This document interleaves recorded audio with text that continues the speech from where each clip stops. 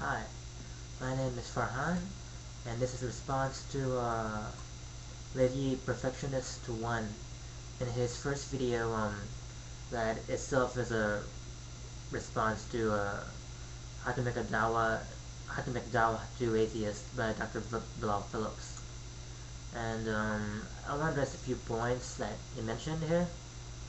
The first thing that I want to say is that you mentioned that you gave an example about how if someone says that I don't know whether there's any more gods or not, but I believe in only one God and one messenger, and that so that person can be an agnostic Muslim. Well, I personally don't think that that's an applicable term. To me, it's an oxymoron because, as you already know yourselves, and you mentioned later, first pillar of Islam is that there is no God but God. There's no deity except God Almighty. And that Muhammad, peace be upon him, is a messenger of God.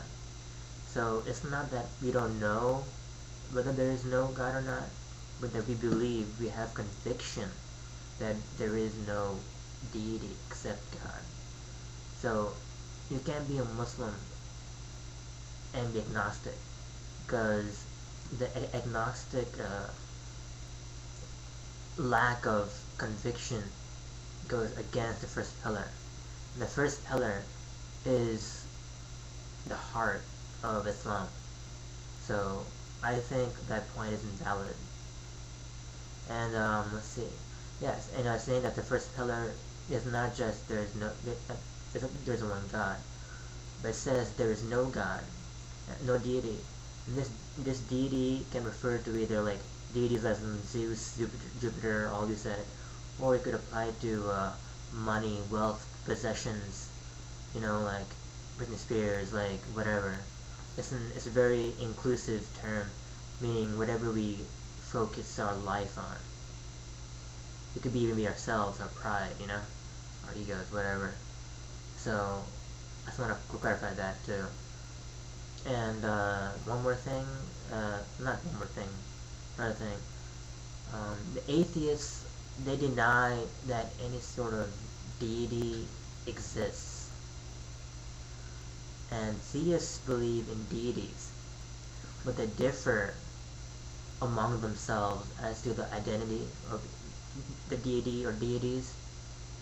And I think that it's a bigger jump from an atheist to a theist. There's a vast gap in between those two groups than there is between a theist and a polytheist, or a theist who like a Christian against a Muslim or Jew or whatever, like, because the fact is that theists, we acknowledge that there is some kind of deity out there, that is our common thing. Yeah, so the Greeks had a lot more, less or whatever. The fact is that we acknowledge something higher. And the atheists acknowledge that there isn't anything out there. And you say that we define you by what you reject. It's not that you reject it, I think, is that you believe that there isn't anything there.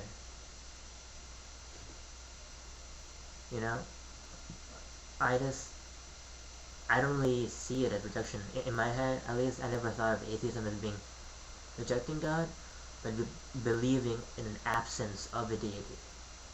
And I think you can believe in an absence of a deity, or absence of anything.